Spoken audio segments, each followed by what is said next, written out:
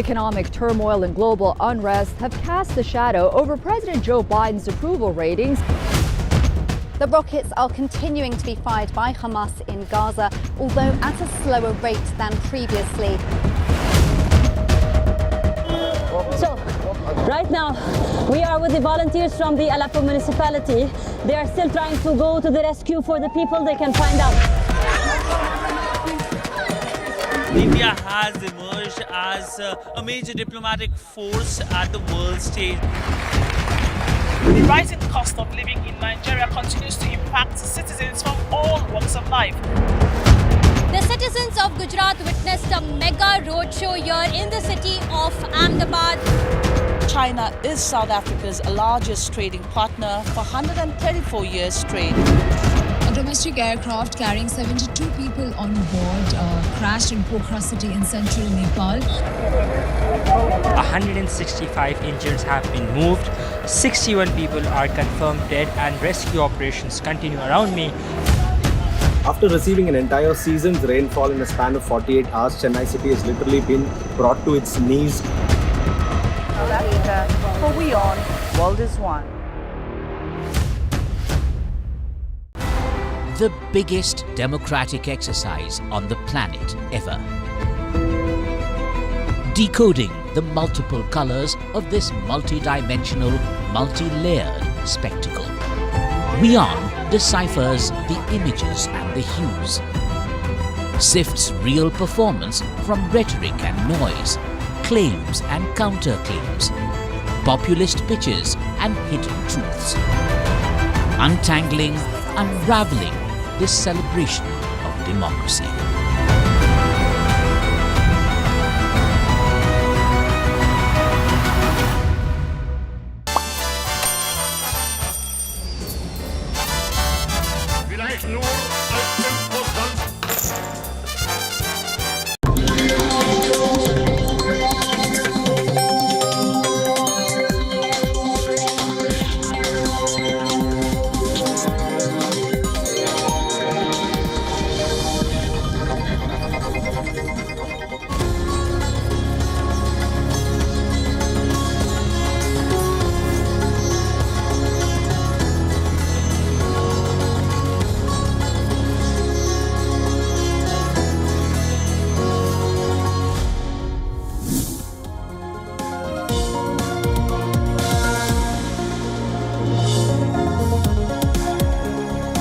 Hello and welcome. I'm Ananya Datta and I'm back with another edition of Race to Power. Coming up shortly, in the United States, another state has chose to control what a woman does with her body. Arizona Supreme Court has enforced a 160-year-old law that allows a near-total ban on abortion. We decode the road from the clinics to the voting booths. And in South Korea, polling is over, counting is underway, and the opposition party seems to be riding to victory. We tell you how this election might be the end of Yoon Suk Yeol's presidency.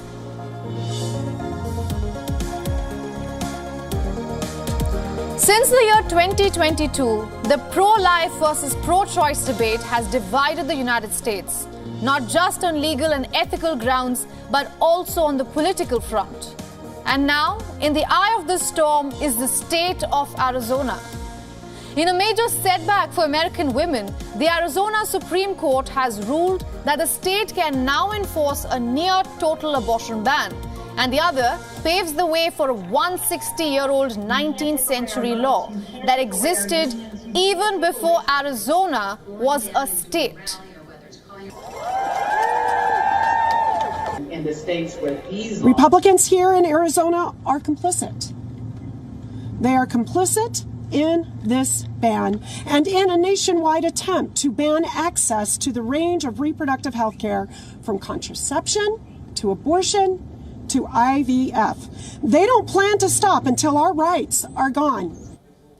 The 1864 law makes abortion punishable by 2 to 5 years in prison, and only makes an exception for circumstances in which the mother's life is at risk, which means rape and incest are not exceptions under this law. Remember, even Republican leader Donald Trump just last week said that he supports an abortion law that makes an exception for these cases. Amid all the furore and backlash, there is one caveat. Arizona's voters can undo this ruling in a referendum. Just last week, a group of abortion rights advocates said that it gathered enough signatures to create a November ballot. The time of this crucial vote coincides with the US presidential elections.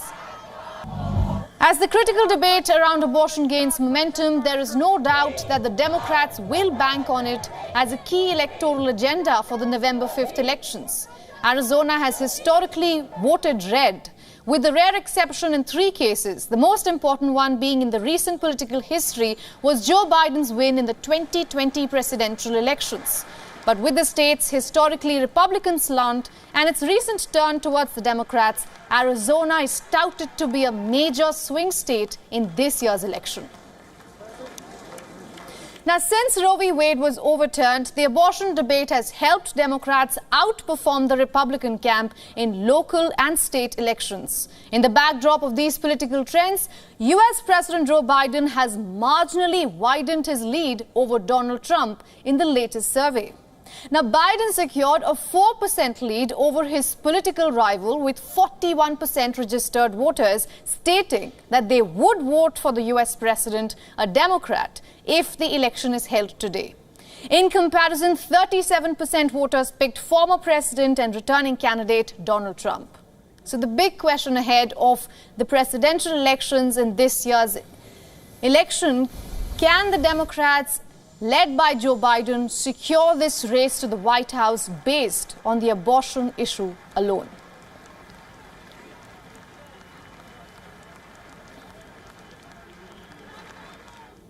Now, to take this further, we are being joined by Nicole Schmitz from Washington, D.C., a Democratic strategist and National Political Director of Reproductive Freedom for All. Ms. Schmitz, thank you so much for joining us here on WION and taking out time. Now, this new law that we are seeing in Arizona basically makes no exception for rape and incest, as we told in our broadcast as well.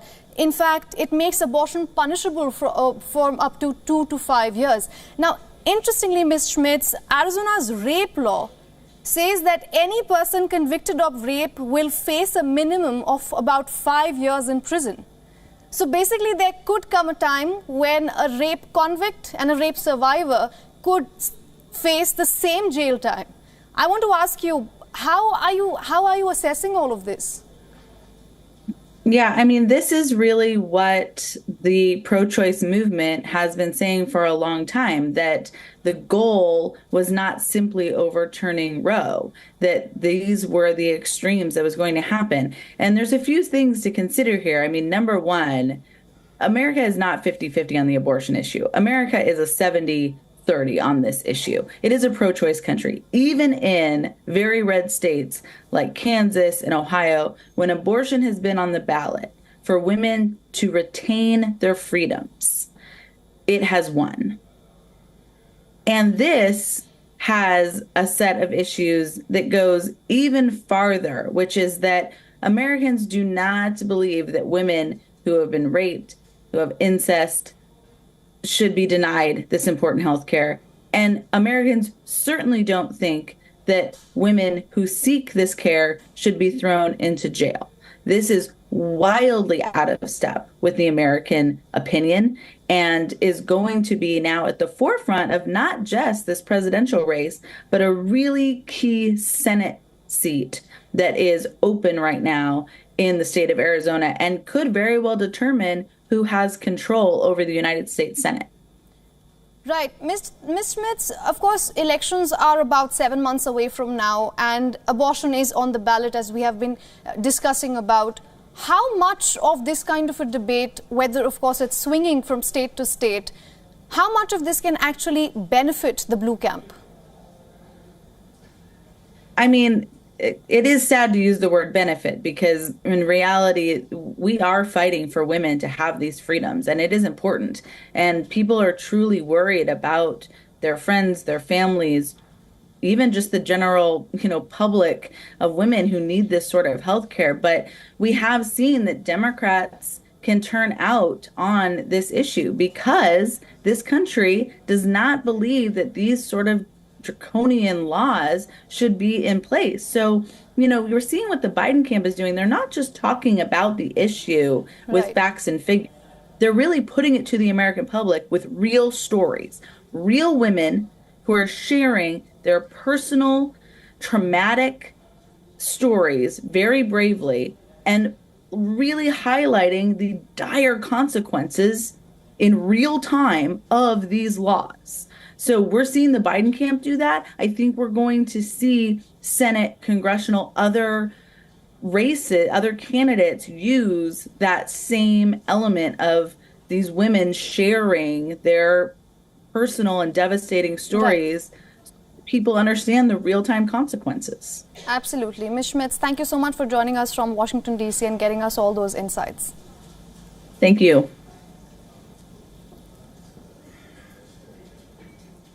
Shifting focus now, South Koreans held their parliamentary elections, and while Yoon Suk-yeol was not on the ballot, his presidency surely was. Exit polls show that the main opposition Democratic Party is projected to win.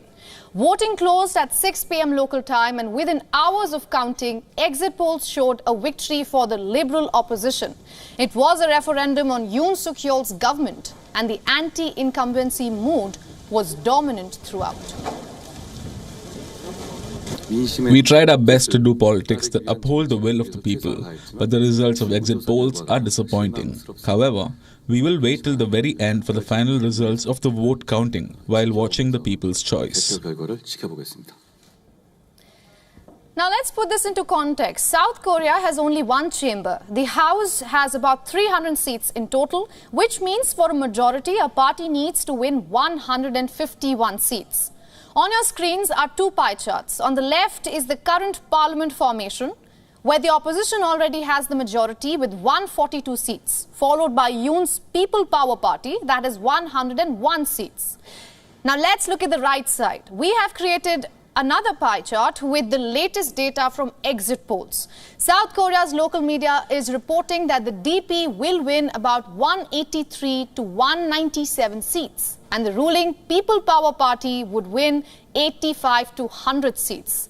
We have taken an average of the quoted seats. If we go by these projections, Yoon Suk-yeol will effectively become a lame duck.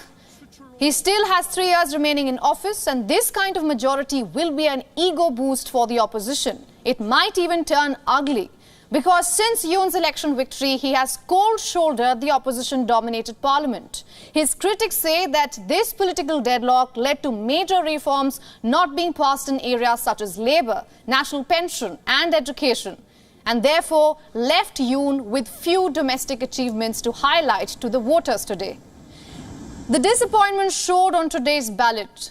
The doctors' strike, rising food prices and allegations of corruption were some of the top voter concerns.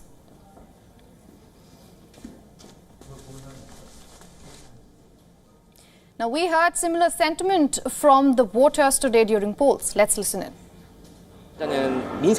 First, I think we need to vote for a candidate who understands realistic problems and suggests policies that immediately deals with them for people's livelihoods.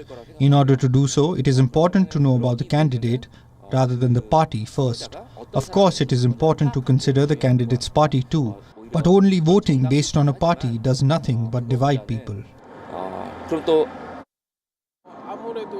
Prices have risen a lot these days, so I hope there is a policy that can stabilize that. I think there have been some disappointments from the current administration. Consumers are having a hard time because the government has not stabilized and lowered prices.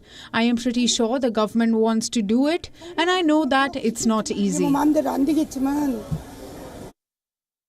I think it's not right for the Yoon Suk-yeol administration to be completely powerless due to the opposition's strength.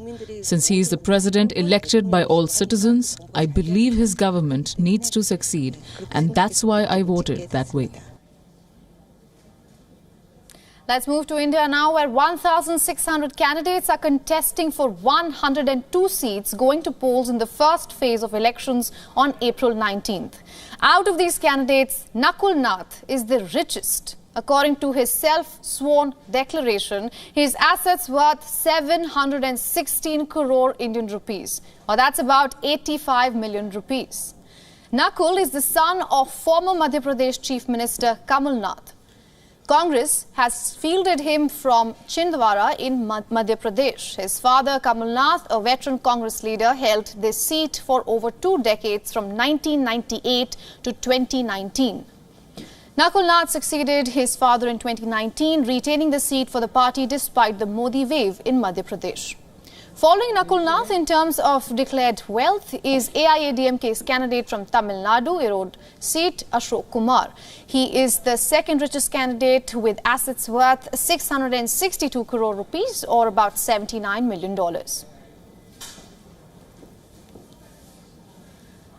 Now, BJP's Devnathan Yadav T, contesting from Tamil Nadu's Sivaganga, ranks third with assets worth 304 crore rupees, or $36 million. All candidates contesting elections in India are required to declare their wealth, criminal history and so on, so that the people can make an informed decision. Hiding any crucial detail can lead to disqualification of the candidate even post-elections.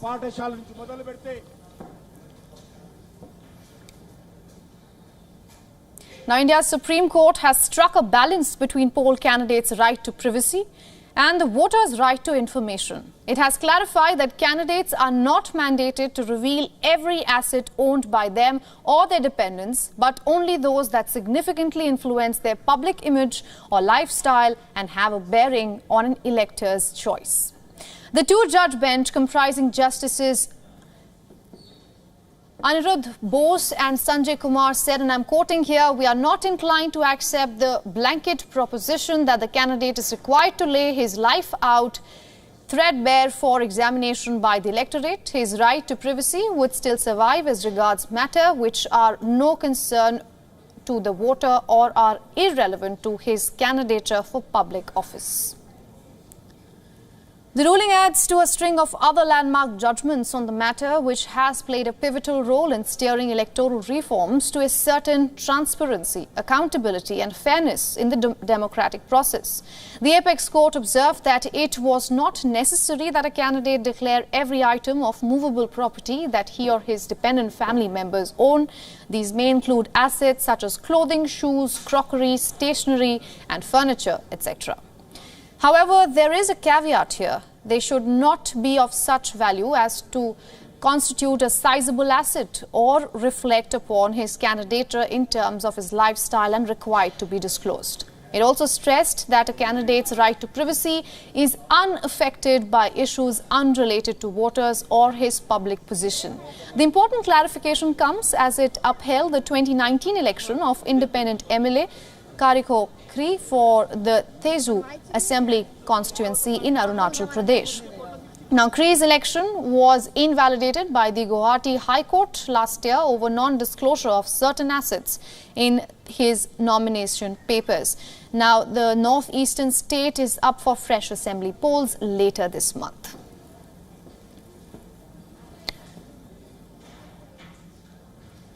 We will now slip into a short break. Coming up next, we will tell you about the critical European migration law that is put to vote today.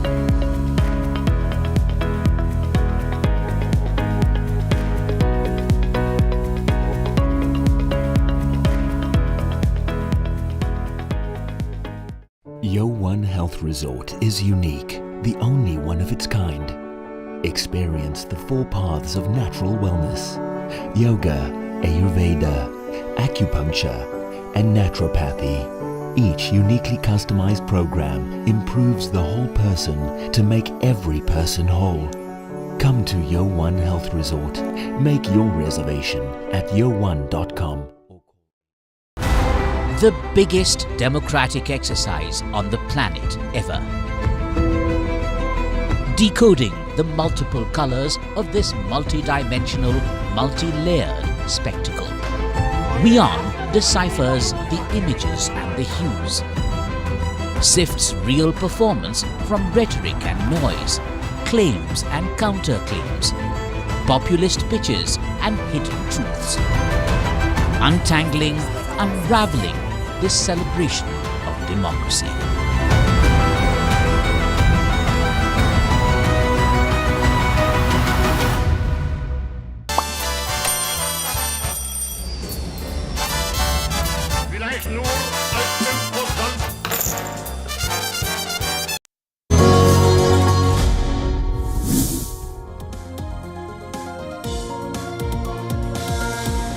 Welcome back. You're watching Race to Power. The European Parliament is set to vote on a package of new laws, also known as the New Pact on Migration and Asylum. The main aim of the vote is to revisit its migration policy.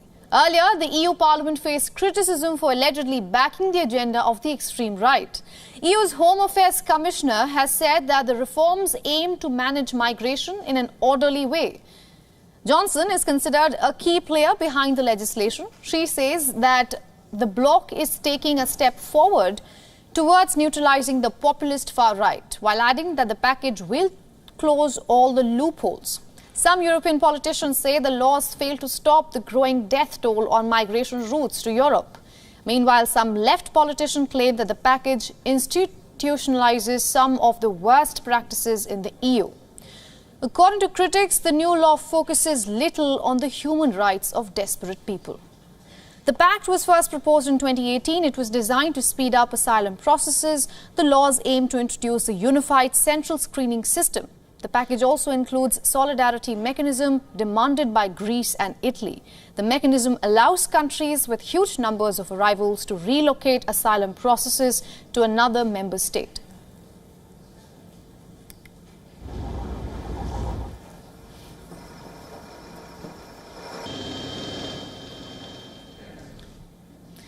Now to take this further, our correspondent Ishan Garg is joining us live from Brussels. Ishan, good to see you. What is the latest you can tell us from Brussels?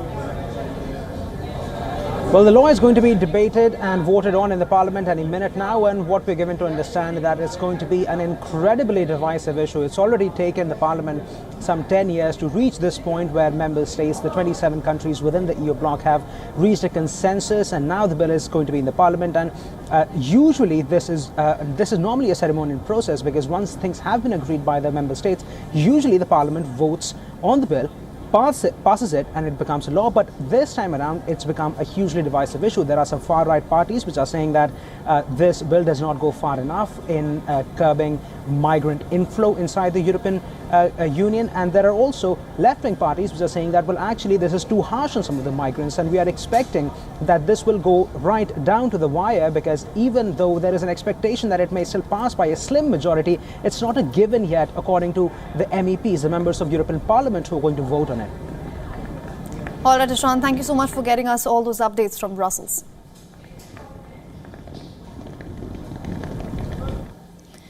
Now, a quick look at other political developments from across the globe. Starting with India, where the first phase of polls will take place on April 19th. 161 of the over 1,600 candidates contesting the first phase have serious criminal cases against them. A report by the ADR and the National Election Watch has revealed the data by analyzing the self-sworn affidavits of the candidates. 252 candidates have criminal cases, including 15 who have declared cases where they have also been convicted.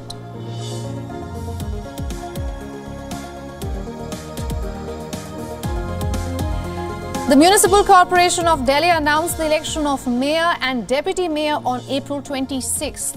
Last year, Aam Aadmi Party candidate Shelley Oberoi was unanimously elected as mayor after BJP candidate Shikha Rai withdrew from her nomination. AAP's Ali Mohammad Iqbal also got another term as deputy mayor after BJP candidate Soni Pal withdrew her nomination.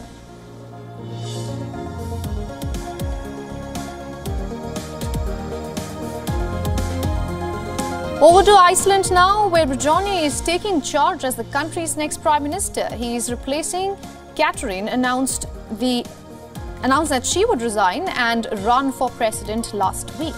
Now, Katrin, the leader of the Left Green movement, is leading the presidential race.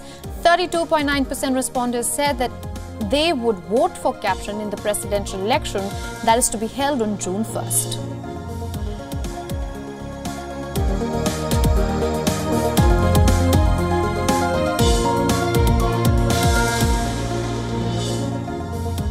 And that's all we have for you in this edition of Race to Power. Thanks for watching with me, Ananya Datta. Goodbye.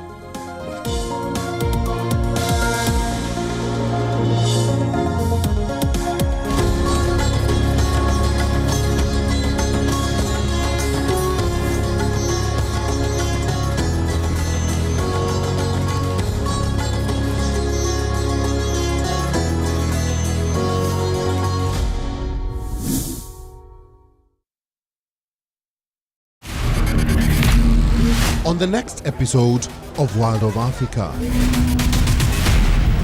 African leaders and global dignitaries mark 30th anniversary of Rwandan genocide as French President Emmanuel Macron receives backlash for stating that France and its allies could have stopped the 1994 genocide but lacked the will to do so.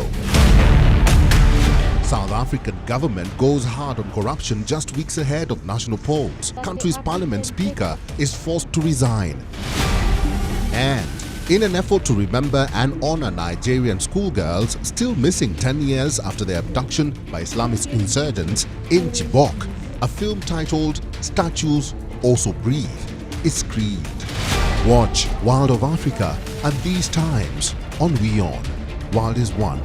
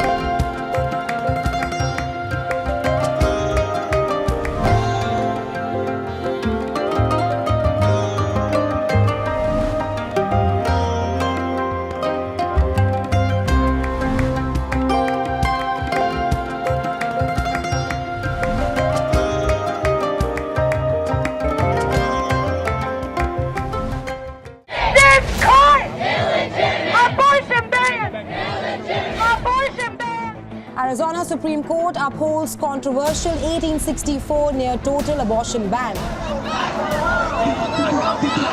Grand Canyon State set to join 14 other states in banning all abortion stages.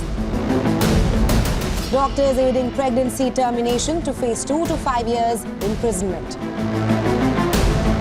One step forward, 2 steps back for America's abortion policy. The issue is not over with. The 1864 ban. Latin America emerges as potential pregnancy termination destination after Arizona ruling.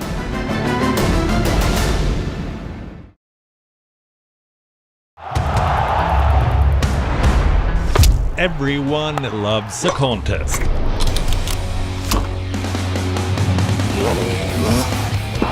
But sport isn't just about victory and defeat. When the GOATs in sport speak, you hear it first on WION. You have to play good cricket over a period of time. I should push myself right out of the damn tournament.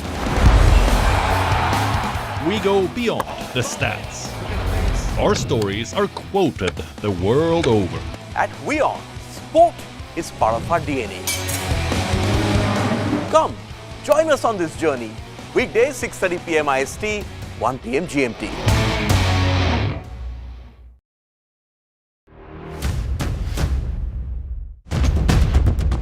Economic turmoil and global unrest have cast a shadow over President Joe Biden's approval ratings.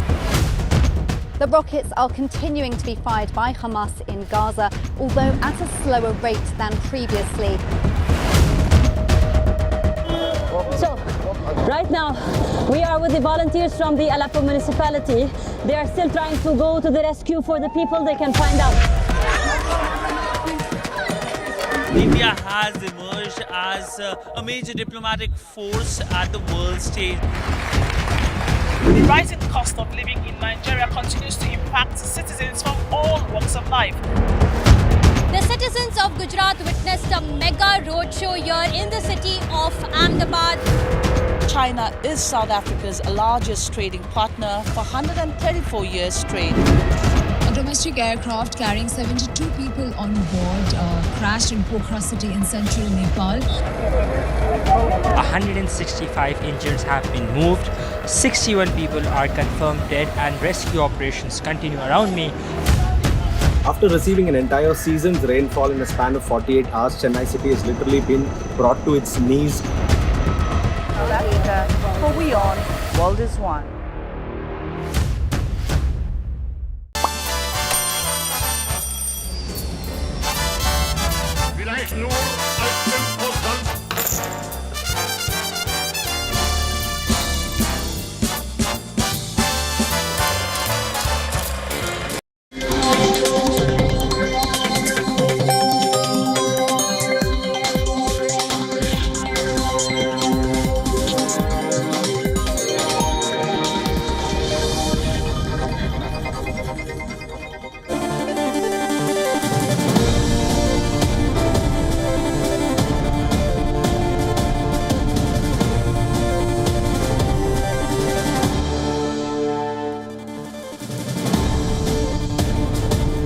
Hello there, I'm Eric Njoka and you're watching WION World is One. Time now for WION Fine Print, the headlines.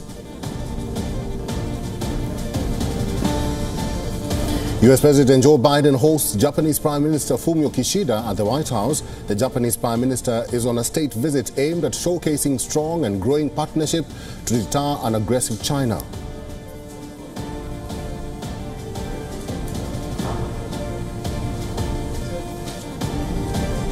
Hamas says 3 sons of its political leader Ismail Haniyeh killed in an Israeli airstrike on Gaza. There is no immediate comment from the IDF on the strike.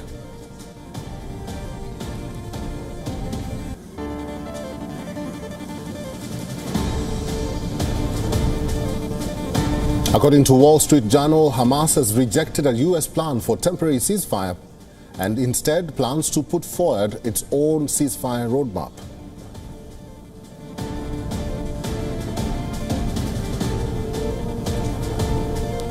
Canadian Prime Minister Justin Trudeau and cabinet ministers are being grilled by a commission over how they responded to allegations of foreign interference in the past 2 federal elections.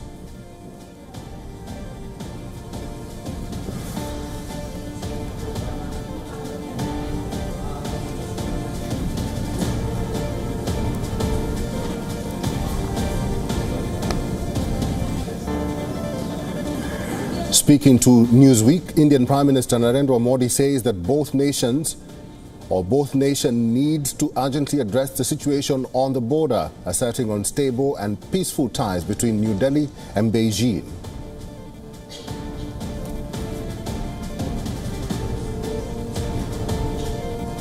US inflation came in hotter than expected for the 3rd consecutive month, quashing the chances of a June Federal Reserve rate cut.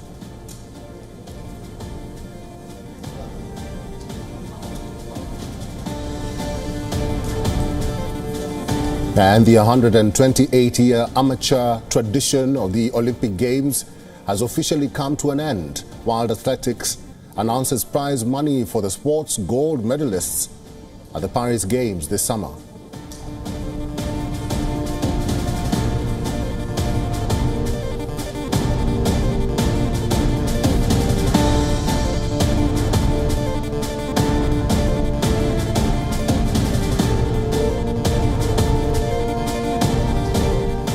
Israeli Prime Minister Benjamin Netanyahu is under pressure both at home and abroad. Israel's rift with ally, the United States, is growing by the day.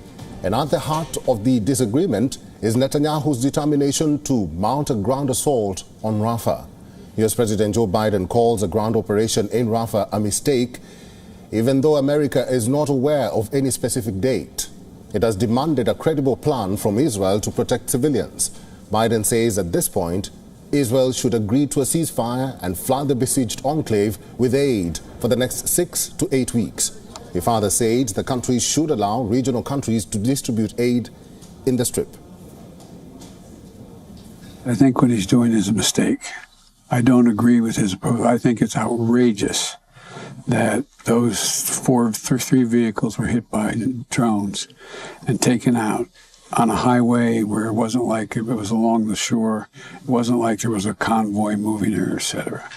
So what I'm calling for is for the Israelis to just call for a ceasefire, allow for the next 6-8 weeks total access to all food and medicine going into the country. On Rafah, no, we do not have a date for any Rafah operation, at least one that's been communicated to us by the Israelis. On the contrary, what we have is an ongoing conversation with Israel about any Rafah operation. According to reports, Israel's Defense Minister Yoav Gallant told the U.S. Defense Secretary Lloyd Austin that there is no specific day for the operation in Rafah. This is contrary to Netanyahu's statements. Meanwhile, international efforts to broker a ceasefire between Israel and Hamas continues in Cairo. Both Hamas and the Israeli delegations are participating in those negotiations. Hamas says the Israeli proposal on a ceasefire does not meet the demands of Palestinian militant factions, but it has promised to give its response after studying